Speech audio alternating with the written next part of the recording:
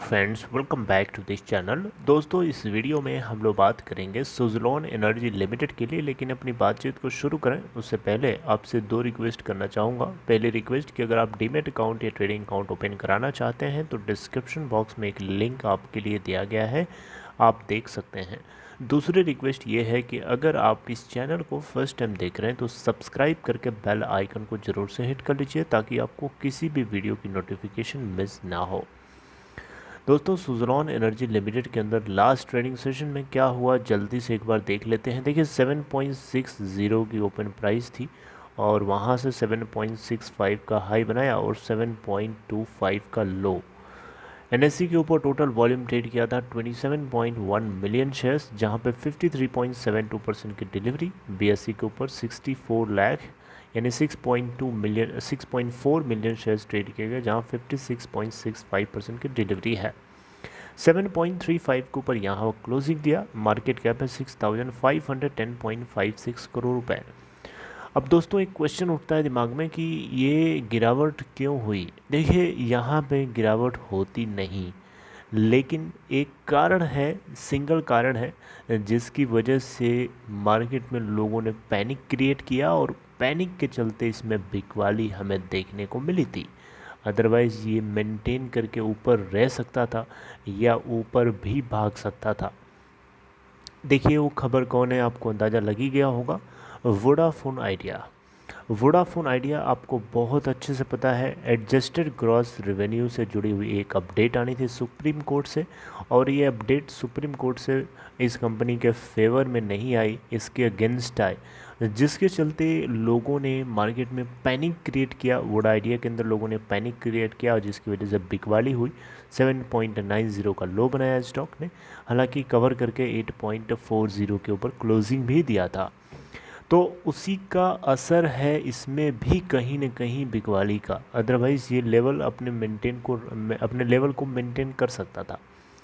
दोस्तों, आप कई ट्रेडिंग सेशन से देख रहे होंगे कि इस कंपनी के स्टॉक के अंदर 10-20 पैसे ऊपर चढ़ता है तो 30 पैसे 35 पैसे नीचे गिर जाता है। मतलब यही चीज़ हम देख रहे हैं 9.45 के इसके हाई से। तो दोस्तों, यहाँ पे आपको एक चीज़ और बताना चाहूँगा। आप नीचे के लेवल्स पे आप एकुमुलेशन देख सकते हैं। आप देखिए, मैं आपको दिखा रहा हूँ लास्ट के कुछ दिनों 16 जुलाई से चले देखते हैं। 16 जुलाई से लेकर के लगातार अभी तक जो डिलीवरी स्टेटस है 70 तो नहीं, 65 के आसपास आप देख सकते हैं। 69% की डिलीवरी 16 को थी, 19 को 54.9%, 20th को 50.1%, 22nd को 54.6% और 23rd को यानी कल के दिन 51.8% की डिलीवरी। इससे पहले भी 40s में डिलीवरी चल रहा था, 49% भी था, 48% भी था। यानी नीचे के लेवल्स पे लोग इसके अंदर ग्रैब कर रहे हैं, लोग इसके अंदर एकुमुलेशन कर रहे हैं और कहीं न कहीं इसके अंदर जब बाउंस बैक आएगा तो ये अपने न्यू हाई को बनाएगा, जो कि 10.50 एक्सपेक्टेड है। अब दोस्तों, एक क्वेश्चन और दिमाग में आ रहा था कि क्या रिलायंस इंडस्ट्री लिमिटेड इस कंपनी के अंदर हिस्सेदारी ले सकता है। तो इसके लिए या इस तरीके की खबरों के लिए कंपनी का जो मैनेजमेंट है, बोर्ड है, स्टॉक एक्सचेंज को प्रॉपर्ली इन्फॉर्म भी किया हुआ है, क्योंकि इस तरीके की खबरें मार्केट में बहुत पहले से उड़ाई जा रही हैं या उड़ रही हैं। आप देख सकते हैं यहाँ पे India Suzlon refutes take over talk, यानी यहाँ पे ये बताया गया है स्टॉक एक्सचेंज को सुज़लोन एनर्जी लिमिटेड के द्वारा कि कंपनी के अंदर कोई भी कंट्रोलिंग इंटरेस्ट को एक्वायर करने के लिए अभी कोई भी बड़ा ग्रुप इंटरेस्टेड या इस तरीके की कोई बात अभी तक, सब स्पेकुलेटिव है, बेसलेस है, यानी कंफर्म न्यूज़ नहीं है। ये बात आपकी बिल्कुल सही है कि Reliance industry limited renewable energy के लिए काफ़ी ज़्यादा डेडिकेटेड है आने वाले कुछ सालों के लिए। और इसके लिए जितने भी, और ये रिलायंस इंडस्ट्री लिमिटेड मुकेश अंबानी का नेचर रहा है कि जिस भी बिज़नेस में ये एंट्री करते हैं उस बिज़नेस में जितने पहले से एग्जिस्टिंग लोग होते हैं उन सभी के बिज़नेस को या तो ये खा जाते हैं या तो उनको अपने बिज़नेस में मिला लेते हैं। यही दो काम करते हैं, उसको एग्जिस्ट रहने नहीं देते हैं। ये आप देख सकते हैं टेलीकॉम सेक्टर के अंदर ही देख लीजिए, सबसे बढ़िया एग्जांपल है। तो खैर इस तरीके की कोई बात अभी तक कंफर्म न्यूज़ के माध्यम से नहीं हुई है दोस्तों, ये सब एक तरीके से स्पेकुलेटिव न्यूज़ है। हालांकि ऐसा हो भी सकता है, नहीं भी हो सकता है, हमें उसके बारे में कुछ क्लियर कट पता नहीं है। यहाँ कंपनी ने भी साफ साफ इन्फॉर्म कर दिया स्टॉक एक्सचेंज को कि ये सब बातें अफवाह हैं।